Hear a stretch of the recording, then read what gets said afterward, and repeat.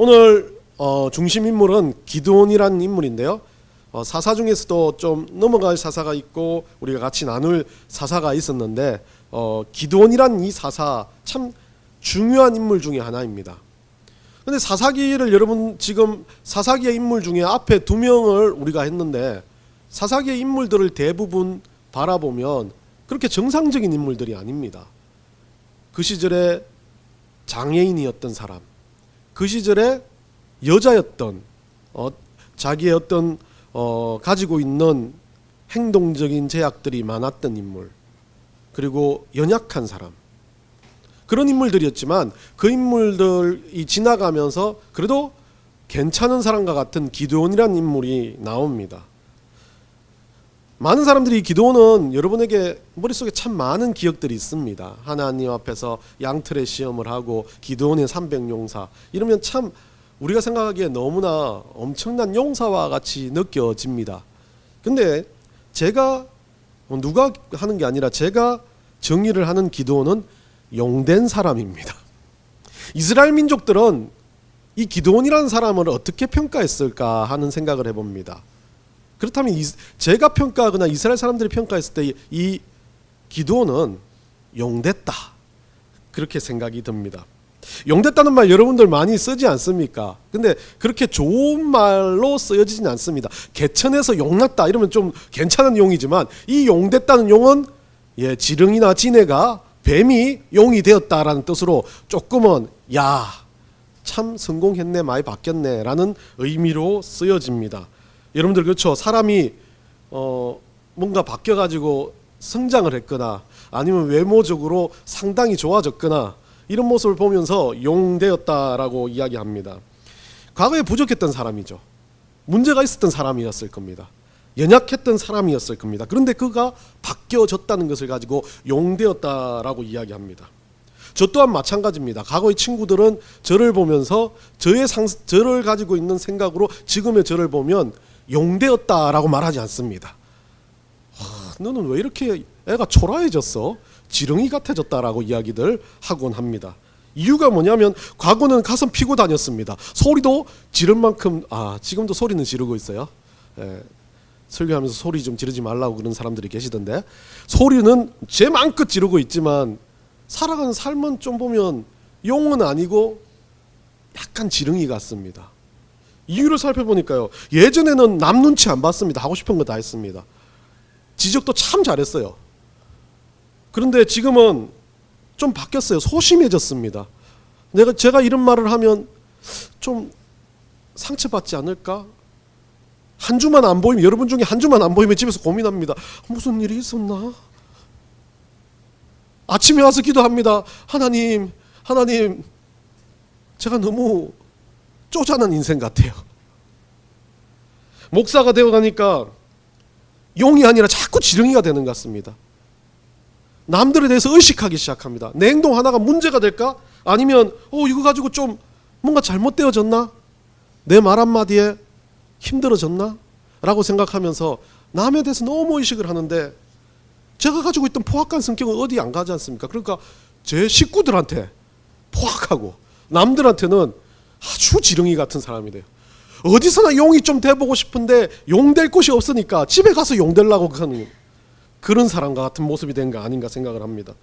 그런데 한편으로는 제가 이 변화된 모습이 싫지는 않습니다. 우리 가족에게는 참 미안하지만 참 많은 사람들 앞에서는 내가 목사가 되어가는구나, 그리스도인이 되어가는구나 라는 생각을 하게 되는 것, 남에 대해서 의식하는 것, 그것도 그 남에 대해서 무언가 비교하고 의식하는 게 아니라 내가 좀 잘못하면 안 되니까 나를 좀 쳐서 복종시키자는 이 마음, 이건 그리스도인의 모습이라고 저는 봅니다. 소심해지는 것, 어쩌면 사람에 대해서 조금은 뭔가 스트레스를 받는다는 것, 여러분 사람에 대해서 많은 스트레스를 받는다는 것 나쁘게 생각하지 마십시오. 좋은 영향력이라는 걸 저는 생각합니다. 그러다가 다음 이 구절을 한번 생각이 났습니다. 마태복음 23장 11절에서 12절 말씀인데 우리 다 같이 한번 읽어볼까요? 너희 중에 큰 자는 너희를 섬기는 자가 되어야 하리라. 누구든지 자기를 높이는 자는 낮아지고 누구든지 자기를 낮추는 자는 높아지리라. 우리 예수님이요 제자들에게 말씀하시는 겁니다. 높아지려거든 뭐라고요? 섬기는 자가 되라. 그 여기서 예수님이 다른 분들은 어떻게 보는지 모르지만 저는 12절에 참 중요하게 생각합니다. 자기를 높이는 자, 여기는 그 사람의 인물에 대한 이야기를 하고 있습니다. 그 사람은 낮아질 거고 누구든지 자기를 낮추는 자는 높아진다라는 겁니다. 근데 높은 자가 된다라고 이야기하지 않습니다. 높이는 자와 낮은 자가 이 세상에 살아가고 있다는 겁니다. 높은 자도 아니고 낮은 자도 아니고 자리에 대한 문제가 아닙니다. 예수님 말씀하시는 건 이 세상에 어떤 자도 높지 않고 어떤 자도 낮지 않다라는 것을 전제로 출발하시는 겁니다. 그렇기 때문에 높고 낮음의 개념은 우리 땅에서 우리가 살아가는 삶에서 가지는 개념이지만 예수님은 그것을 높고 남은 개념이 아니라 어떤 자리에서 내가 성장하냐, 어떤 자리에서 내가 거기에서 성장하지 않고 스스로 문제가 되는 인생으로 사냐는 것을 집중하는 겁니다. 그 모든 것을 예수님은 뭐라고 말합니까? 높아지는 것, 누구보다도 성장하는 것, 누구보다도 믿음으로 그리스도인으로 자라가는 것, 그것의 가장 중요한 핵심은 섬기는 자가 되는 것이라고 말씀합니다. 예수님 안에서 변화된 인생, 변화되면 여러분 예수님으로 인해서 변화되는 그 가장 핵심에 뭐가 있냐면 섬기는 자가 되는 겁니다. 섬기는 자는 다른 말로 하면 이타적인 자가 되는 겁니다. 섬기는 자는 다른 말로 하면 이타적이고 자기가 가지고 있는 이기심에서 벗어나기 위해서 노력하는 자가 되는 것. 그게 바로 예수님을 섬기는 자입니다. 이유는 뭐겠습니까? 예수님이 우리에게 보고 우리 남을 돕고 남을 사랑하라, 서로 사랑하라고 말씀하시는 하나님을 사랑한다면 우선은 하나님을 사랑하는 그 믿음을 가지는 건데 그 믿음을 가진다면 그 다음부터 나올 건 이웃이 보인다는 겁니다. 주변이 보인다는 겁니다. 주변을 보면서 내가 사랑을 전달할 수 있는 것, 그 방법은 내가 가지고 있는 이 영생의 복음을 그들에게 알려주는 것이라고 말씀하고 있는 겁니다. 그러면서 마태복음 18장 4절에 또 이렇게 말씀하십니다. 다 같이 읽습니다. 그러므로 누구든지 이 어린아이와 같이 자기를 낮추는 사람이 천국에서 큰 자니라. 여기서는 정확하게 앞에는 높아진다라고만 이야기했지만 천국에서 큰 자가 될 수 있는 길을 이야기해 주십니다. 이 땅에서 큰 자가 아니라 천국에서 큰 자는 자기를 낮추는 자, 어린아이처럼 우리 주님 앞에 순수하게 자기를 낮추고 섬길 수 있는 자를 이야기하는 겁니다. 기드온은 소심한 사람이었습니다. 오늘 기드온의 이야기를 좀 생애를 우리가 볼 건데요. 기드온은 연약한 존재였습니다. 대단한 능력이 있는 장수와 같은 사람이 아니었고 상당히 소심하고 연약한, 어쩌면 우리보다도 더 내성적이고 이기적이고 개인적인 사람이었을지 모릅니다. 그런데 이 기드온이 하나님을 만남으로써 이타적인 사람으로 바뀌는 거예요. 리더로 바뀌고 목숨을 걸고 미디안과 전쟁을 하는 사람으로 바뀌어지는 그런 과정 속에서 이 기드온이 하나님 앞에서 바뀔 수 있는 가장 큰 이유는 첫 번째는 믿음이었지만 그 믿음으로 어떻게 해요? 섬기는 자가 되었기 때문에 그렇다는 거죠. 그래서 오늘 본문은 기드온이 섬기는 자로 바뀌는 장면, 중요한 장면을 이야기했는데 그런 기드온의 인생을 한번 쫙 우리가 또 살펴보고 난 다음에 오늘 본문의 이야기를 해보고자 합니다. 기드온은 사사기 6장부터 8장이 나오는 인물입니다. 여러분도 잘 아시겠지만 미디안의 압제 7년 동안 우리가 앞에 있었던 그 사사들이 모압에게 당하고 여러 가지 당하던 그 사사들이 계속 주변의 국가에게 가나안이 침공을 당합니다. 이 미디안이란 땅은 그 모압 오른쪽, 우리가 지난번에 지도를 봤지만 오른쪽 위쪽 아주 위쪽에 있는 아라비아 반도 옆쪽에 있는 넓은 사막지대에 있는 그런 민족들이었습니다. 이 민족들은 호전적이었고 계속 이스라엘 민족들을 괴롭히는 민족들이었습니다. 그러니까 이번에도 기드온이 서는 그 시기에 평화가 있었던 40년간 평화가 지나가고 이제 7년간의 미디안의 압제, 미디안의 공격들이 시작되는 순간, 그 순간이 6장 1절부터 10절에 이야기를 하고 있습니다. 그때 이 미디안이라는 이 사람들이 7년 동안 계속해서 이스라엘을 괴롭혔다라고 이야기합니다. 그때 6장 11절부터 이제 기드온이라는 사람을 하나님께서 선택하여 부르시는데 이 11절부터 24절이 참 중요한 장면입니다. 이 기드온이라는 사람, 요아스의 아들이고 므낫세 지파 중에 속한 사람이었는데요. 이 사람이 어떤 사람이냐면 미디안들이 계속 쳐들어오니까 이 사람은 뭐 했냐면 포도주 틀에서 밀을 타작했어요. 포도주 틀이라고 하면 약간 그 포도주 즙을 짜는 곳이라 지하 벙커처럼 만들어 놓은 곳이었습니다.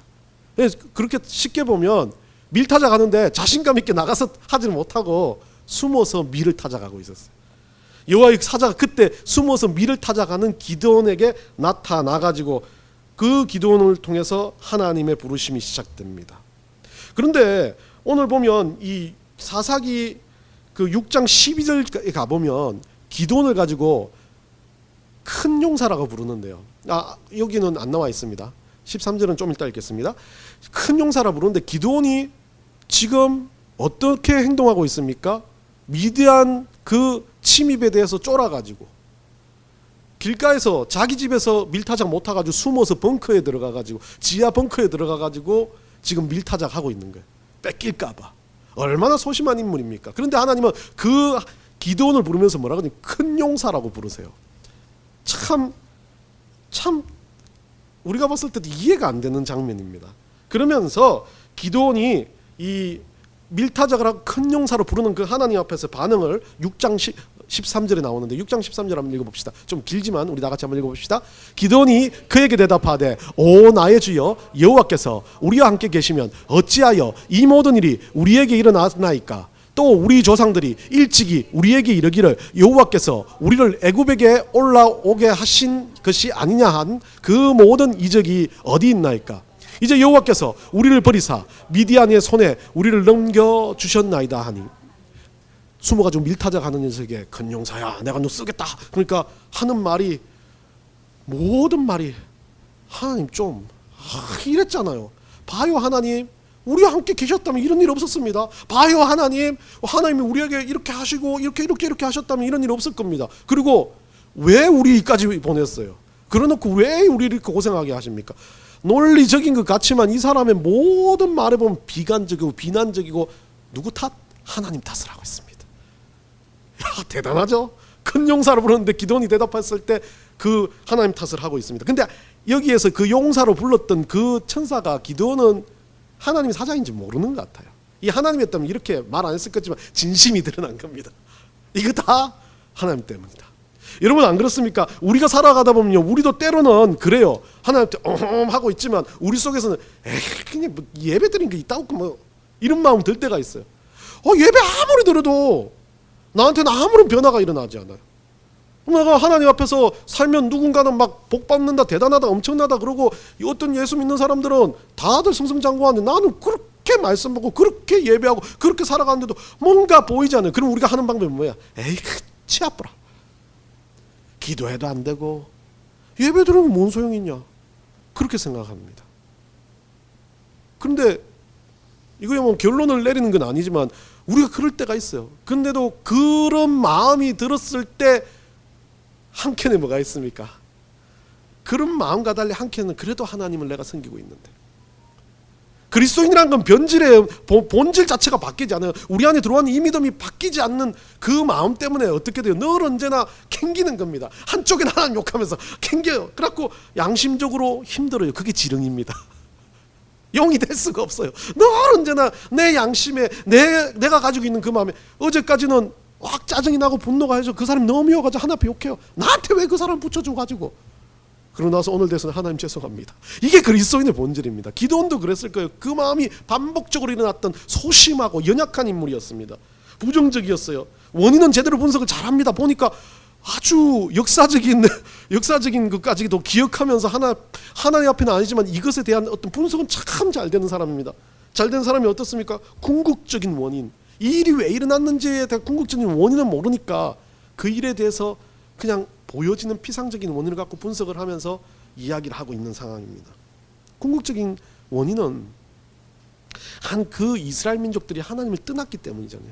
기드온 자기는 어떤지 모르겠지만 그와 함께 했던 이스라엘 민족들이 지금 하나님 앞에서 자꾸 멀어지기 때문에 하나님은 미디안을 통해서 어떻게 해요? 괴롭히고 계신 거 아니에요. 깨어나라고.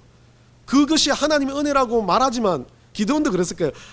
또 하나님께서 허락하시겠지 바꿔주시겠지 라고 하지만 7년 동안 당하다 보니까 욕이 목 끝까지 차왔는데 이 사람이 건든 거예요. 어째 그러니까 용사로 부르는 거예요. 뭐 나를 불러? 지금까지 이래놓은 하나님이 이렇게 해놓은 하나님이 뭐 지금 불러가지고 뭘 하시겠다는 거야. 내가 뭘 할 수 있다고 이 나이 숨어가지고 지금 미디안이 무서워가지고 숨어가지고 밀 몇 자루 이거 수확하려고 숨어있는 나를 하나님이 지금 뭘 어떻게 쓰시겠다고. 좀 제발 하지 마세요. 나 이렇게 내더라도 이러다가 죽을 겁니다 라고 생각합니다. 제가 시골에서 오토바이를 타고 다녔습니다. 여러분들 잘 아실 겁니다. 이 기어 안 넣는 오토바이 택트라고 옛날에 보면 이것만 당기면 나갑니다. 이 오토바이 처음 이 어머니가 가지고 오는 그날 저는 잊지를 못합니다. 이 오토바이가 얼마나 대단한 문명인지. 자전거는 힘차게 찾아가야 되는데 얘는 당기면 나가는 겁니다. 얼마나 기분이 좋습니까? 그래가지고 오토바이를 갖고 나가가지고 가는데 친구 하나가 옆으로 지나가는 겁니다. 친구를 쳐다보면서 너무 오토바이도 자랑하고 싶고 너무 기분이 좋은데 이 오토바이를 처음 타면 이제 일이 잘 안 되잖아요. 한 손으로 못 하지 않습니까? 대부분 이 당기는 이걸 잘 잡고 있어야 되는데 나도 모르게 이 오른손 엑셀레이터 있는 손은 그대로 두고 왼손을 들어 친구한테 손을 드는데 나도 모르게 슥 당겨지는 거 모르는 거예요. 그러니까 빨리 지나갑니다. 이게 쭉 빨리 지나가면 저는 느끼지도 않았는데 평소와 다르게 이렇게 하면서 돌아봐야 되는데 친구 확 지나가는 거예요. 그러면서 저는 오토바이가 빨리 나가는 거 신경 안 쓰고 와 쟤는 나 봤는데 멈춰서지도 않고 아니 왜 저렇게 빨리 지나가 하면서 제 속에 집에까지 돌아오면서 에이 하고 그런 마음이 드는 거예요. 집에 돌아와서 멍청한 제 자신을 봅니다. 오토바이가 빨리 나가서 그런 건데 왜 그 친구 탓을 하냐고요. 기도원이 이렇습니다. 우리가 이렇습니다. 하나님은 똑같이 멈춰서 계시고 그 자리에 서 계신데 우리가 하나님을 빨리 지나쳐가면서 우리가 하나님 욕하고 있었던 거예요. 기도원이 그랬습니다. 지금 기도원이 하는 논리가 그래요. 하나님 때문에 하나님이 이랬지 않습니까? 라고 이야기하는 겁니다. 소심한 자, 이기적인 자, 개인주의자는 하나님 앞에서 이래요.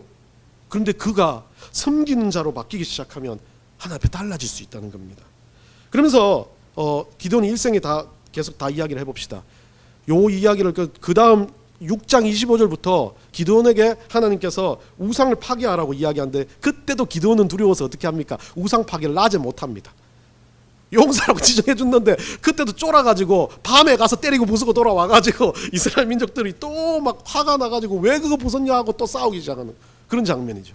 그리고 난 다음에 또 네 번째 6장 33절부터 군사 소집할 때 여러분들 이거 잘 아시지 않나요? 기드온이 하나님 나를 쓰시겠다면 뭐 첫 번째 양털을 가지고 시험합니다.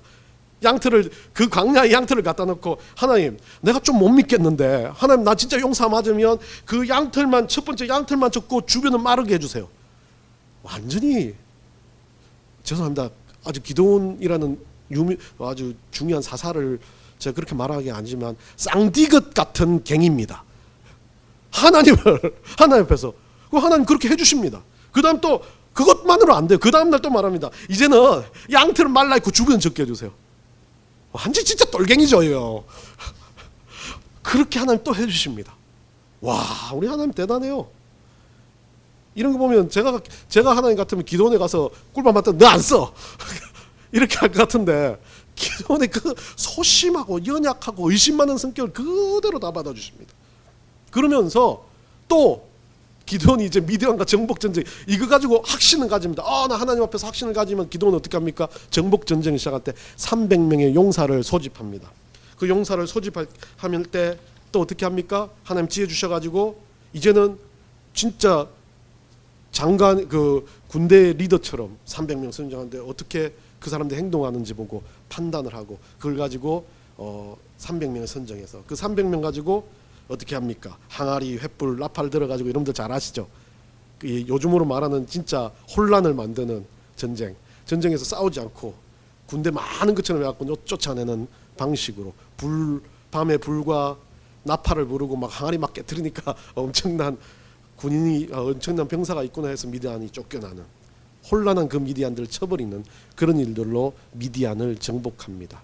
그래서 8장에 가면 이스라엘 민족들이 어떻게 합니까? 기드온에게 우리의 왕이 되어주세요. 우리의 리더가 되어주세요. 그러니까 기드온은 거절을 합니다. 거절하면서 기드온이 참 끝까지 이 사람이 그래도 문제가 있는 건 이 받았던 금기고리 가지고 그들에게 받았던 그 금을 가지고 이 에봇이라고 제사장이 입는 옷을 만들고 우상처럼 그것을 섬기게 만들어 갑니다. 그럼 기드온의 실수였죠. 그러나 그런 일들이 또 지나고도 말년이 지나가면서 기드온은 하나님과 동행하면서 그 기드온 시대에 40년간 또 평화가 지속되고 노년에 오브라에 장사되어서 죽습니다. 그리고 기드온이 죽고 난 다음 또다시 이스라엘 민족들은 바알을 섬기는 반복적인 사사기의 역사를 기록하는데요. 이 기드온이라는 인물 한번 쭉 훑어봤지만 여러분들 봐도 그렇지 않습니까? 상당히 소심하고 의심 많고 하나님 시험하는 그런 존재였습니다. 그리고 그가 리더의 역할을 할 수 없는 존재와 같은 사람이었습니다. 그런데 그 사람이 하나님의 거룩한 쓰임의 도구로 바뀌는 한 장면이 오늘 본문의 장면이라고 저는 생각합니다. 중요한 건 인생에 있어서 이 기드온이 그래도 그나마 내 기질은 지렁인데 지렁이라도 하나님 예수 그리스도를 아는 그 믿음으로 인해서 내가 지렁이 더 좋다, 발표도 좋다, 그 은혜로 내가 살아간다는 그 무식한 개념이 생기는 믿음이 생기고 은혜가 생기는 장면이 오늘 장면이라고 저는 생각하기 때문에 그 믿음과 은혜가 뭐로 되냐면 기드온에게는 섬김이라는 걸 알려줍니다. 뭐를 섬겨요? 자기 이스라엘 백성들을 섬기고 우선 하나님을 섬기고 이스라엘 백성들을 섬기게 됐지만 이스라엘 백성들을 섬김으로 인해서 하나님이 쓰시는 도구가 된다는 그런 장면인데요. 그래서 오늘 본문을 한번 보시면 세 가지로 기드온의 섬김의 모습을 볼 수가 있습니다. 기드온이 왜 바뀌냐, 왜 섬기는 사람이 되었고 그 섬기는 사람 때문에 기드온이 하나님의 도구로 쓰일 수 있는 그런 모습을 보여주는데요. 이 기드온은 첫 번째 오늘 본문을 보면 오늘 본문으로 돌아가 봅시다. 본문을 보면 기드온이 누군지 모르겠지만 하나님 사자라고 모르는 사람이에요. 그 사람이 와가지고 그 모든 일들을 하니까 그 사자에게 어떻게 합니까? 대접을 하는데요. 이 기드온은 소위 말하는 미디안의 압제를 받아가지고 먹을 게 별로 없고 힘든 상황인데도 손님에 대한 것, 타인에 대한 대접과 섬김의 모습이 있었다는 거죠. 소심한 사람입니다. 문제가 있는 사람입니다. 그런데 개인적인 사람이었지만 기드온은 그래도 하나 있다면 자기가 하나님의 백성으로서 누군가 나그네, 누군가 굶어서 연약한 사람들에 대한 배려가 있었다는 거죠. 첫 번째 기드온이 섬길 수 있는 사람으로 믿음으로 이스라엘 민족들을 섬길 수 있는 사람으로 바뀔 수 있는 첫 요소는요, 사람에 대한 배려입니다. 사람에 대한 조금은 이해하고자 하는 마음입니다. 19절에 보면요, 이 지금 대접하는 사람이 기드온은 누군지 모릅니다. 그런데도 풍성하게 대접합니다. 여러분, 남을 대접한다는 것 자체가 쉽지는 않습니다. 오늘날 누군가를 잘못 대접하면 힘든 세상이 되어버렸습니다. 근데 기드온은 그런 거 따지지 않고 그냥 필요한 사람들에게 대접합니다. 이게 하나님이 이스라엘 민족에게 가르쳐준 하나님의 방식이었습니다. 고아와 가부와 나그네를 보호하고 대접하는 것. 그 하나님의 은혜에 대해서 받았던 것에 대해서 잊지 않는 사람들의 모습이 이겁니다. 자기 그릇을 채우고 사는 사람은요, 언제나 자기 것만 채우면서 살려고 하는 사람들은 자기의 가지고 있는 아웅다웅한 것 때문에 하나님 채워주실 것을 열지 못합니다. 근데 하나님이 채워주시는 그릇들은 자기 그릇을 비울 수 있는 사람입니다. 하나님 채워주실 것을 기대하고 내 그릇을 텅 비울 수 있는 사람이 하나님께서 채워주실 거라는 게 이스라엘 민족들에게 주신 하나님의 은혜였습니다. 어떤 것도 갖지 않고 예수 그리스도께서 제자들에게 어떤 것도 취하지 않고 너희들이 정말 광야로 떠나가지고 복음을 전할 때 취하지도 말라. 이스라엘 민족에게 만나를 먹이실 때 하나님 그것을 가지고 오늘 채워줄 것에 감사하며 그것을 살아라. 그게 하나님의 방식이었습니다. 욕심을 가지고 누군가를 대하는 것을 원하는 게 아니라 그 욕심이 아닌 누군가에게 대접하고자 하는 마음이 있을 때 자기도 대접받는 것이 하나님의 은혜였다는 거죠. 기도는 이것이 되어 있었던 사람입니다. 비록 소심했지만, 비록 연약했지만 누군가에 있어서 이타적인 마음으로 대접하려는 의지가 있었던 사람입니다. 두 번째 기도는 뭡니까? 20절에 보면요, 이 손님도 손님 나름이지 진상 손님인 겁니다. 아니, 본 적도 없는 진상 손님이 뭐랍니까? 먹을 거 갖다 주니까 먹지도 않고 그거 갖다가 어떻게 하라고요? 하나님 사자가 그에게 이르되 고기와 무겸을 가져다가 바위에 놓고 국을 부으라. 자, 고기하고 무겸을 갖다 놓고 국을 부으라 그러면 여러분들 그거 있지 않습니까? 밥 먹으러 가면 내가 먹고 싶은 대로 먹고 싶은 사람이 있어요. 맞죠? 해 먹는 방법은 다릅니다. 국에 말아 먹는 사람, 또 그냥 국과 밥을 따로 먹는 사람. 탕수육을 먹을 때 그게 제일 표가 나요. 부먹과 찍먹으로 많은 사람들이 싸웁니다. 오늘 이 사람이 어떻게 합니까? 나는 부먹이야 이라고 합니다.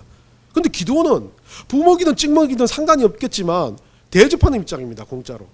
그런데 이 사람이 어떻게 합니까? 그걸 가지고 부어라고 그러는데 이스라엘 민족들은 그 어떤 것을 부어버린다는 건 우리는 부먹이나 찍먹이나 뭐 아무 상관없지만 부어버린다는 것은 버린다는 의미를 속합니다. 그거를 먹지 않겠다는 의미인 거죠. 뭔가 여러분들 그거 있잖아요. 기분 나빠서 그냥 버리는 것 같은 느껴지는. 그리고 하나님 앞에 드릴 때 그것을 부어서 이렇게 번제를 하든지 기름을 부어 드리는 것처럼 이것은 드려짐에 대한 의미입니다. 자기가 취하지 않겠다는 의미를 가지는 거죠. 그렇게 되니까 어떻습니까? 이 사람은 그 바위 위에 음식을 놓고 부으라 그러는 겁니다. 국을 부으라 그럽니다. 그러면 의지는 뭡니까? 안 먹어. 애써 대접했더만 없어요. 지금 먹을 게 없는 상황이 미디안 때문에. 그런데 그거 불쌍해 보여서 대접했더니 이 사람이 어떻게 합니까? 그거를 그냥 다 버려버립니다. 여러분 같으면 어떻게 하겠습니까? 아우 저 진상. 물론 화도 낼 수도 있지만 그 진상 앞에 대접함이 아니라 이제 화가 나고 분노가 치밀어 올 겁니다. 왜 버리는데? 아까면 죽겠는데? 라고 이야기합니다. 여러분들 그러지 않습니까? 내가 찍먹인데 부먹인데 그 탕수육만 봐도 부어버리면 잠깐 하면서 화내는 사람도 있지 않습니까? 저는 여러분들 기억하십시오. 저는 찍먹입니다. 예. 꼭 부먹을 하는 사람이 있어요. 내가 찍먹이라고 해도 그 붙는 사람이 있어요. 그만 그냥 가가지고 탕수육 끝 머리를 확 때리고 싶은 사람. 지금 사자가 그 행동을 하고 있습니다. 기드온 같은 게 어땠습니까? 그 소심하고 연약하기 때문에 그게 다행이지 기드온이 소심하지 않았다면 그 국을 갖다가 사자 머리에다 부었을 거예요. 그런 상황에서 기드온은 어떻게 합니까? 붓습니다. 이게 A형인지 모르겠지만 기드온이 시키는 대로 합니다. 속에서 불불 끓어요. 기드온 지금 입장에서는 와, 이 사람 뭐 이런 게 다 있어 라고 하는데 이게 기드온의 섬김의 모습입니다. 설령 그것이 잘못되었다 할지라도 그 사람에 대해서 비난이나 폭력적인 행동보다는 우선은 들어줄 수 있는 마음. 하나님 그걸 보신 거죠. 상대방을 신뢰하고 존중하는 태도. 그 말이 아무리 진상의 진상짓이다 할지라도 해주고 난 다음에 뒤에 따지는 것. 그것이 왜 잘못됐는지 이야기하기 위해서는 그 행동 자체를 멈춰서 싸우는 게 아니라 분노하는 게 아니라 참아주는 것. 여러분은 안 되지 않습니까? 저도 잘 안 됩니다. 근데 최소한 여기에서 뭘 필요로 하는 겁니까? 그 상대방이 아무리 악하디 할지라도 조금은 생각해 주라는 거예요.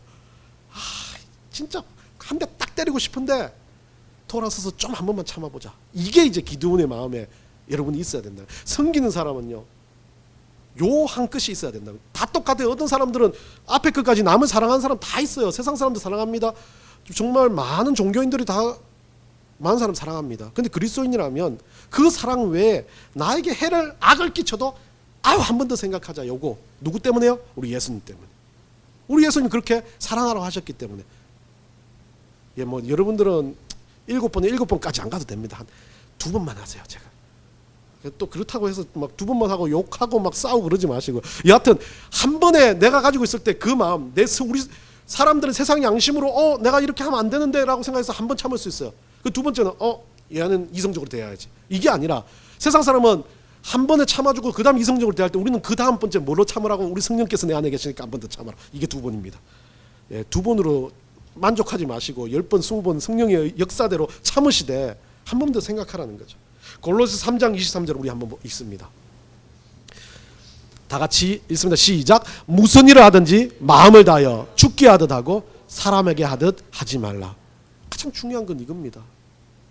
이게 우리 안에 계신 성령께서 나에게 역사하는 걸로 하라는 거죠. 그 사람에 대해서 섬김이라는 그런 겁니다. 사람에 대한 섬김이란 이럴진데 하나님의 섬김은 얼마나 다릅니까? 참고 또 참아야 되는 게 하나님에 대한 섬김입니다. 세 번째가 기드온이 이 사람에 대한 섬김을 통해서 하나님의 섬김을 깨달아가는 과정입니다. 이 무엇보다 이 기드온의 삶은, 기드온은 집안 자체가 우상을 섬기는 집안이었습니다. 하나님 모르는 집안이었어요. 그런데 이 기드온은 어떻습니까? 기드온이 22절입니다. 기드온이 그가 여호와의 사자인 줄 알았습니다. 그러면 그 일이 끝나고 난 다음에 여호와의 사자인 줄 뒤늦게 알았습니다. 그 기드온이 어떻게 됩니까? 기드온이 가장 중요한 건 죽을까 봐 두려워합니다. 그 시절에는 하나님의 얼굴을 대면한 자, 사자를 대면한 자도 죽을 거라고 생각했던 거죠. 그러면서 기드온이 그 상황에서 어떻게 합니까? 나는 이제 하나님의 얼굴을 대면했으니까 죽을 거야라는 거죠. 우상을 섬기는 존재가요, 하나님 주셨던 하나님의 메시지와 음성을 기억하는 겁니다. 나를 본 자는 살자가 없다라는 그 하나님의 말. 그러면서 우상을 섬기는 자가 하나님 앞에서 두려움을 가지고 살아가고 있는 겁니다. 우상을 섬기는 가족 중에. 다른 사람들은, 다른 그 기드온의 가족들은 아무도 이런 행동을 안 했을 겁니다. 근데 기드온은 알았다는 거죠. 하나님을 섬기고 있는 자기가 하나님을 보면 죽는다는 걸 알았다는 겁니다. 우상을 섬기는 집안에서 그 우상을 젓고 하나님을 향해서 기드온은 혼자 살아가고 있었다는 겁니다. 힘들지만 어렵지만 세상에 터전 어떤 환경들은 싹 다 우상이지만 그 가운데 하나님 믿는 믿음이 기드온을 이끌고 있었다는 거죠. 그렇기 때문에 이 사실을 아는 겁니다. 안 그랬다면 믿음이 없는 자는 어떻습니까? 자기들 우상을 만들었다 아닙니까? 그 우상을 만드는 이 사람들은 하나님 사자를 보건 안 보건 뭔 상관이겠습니까? 아무런 관련이 없는 사람들인데 믿음을 지키며 살려고 노력했다는 거죠. 그러니까 우리 하나님은 내니 안심하라. 23절 한번 읽어봅니다. 23절입니다.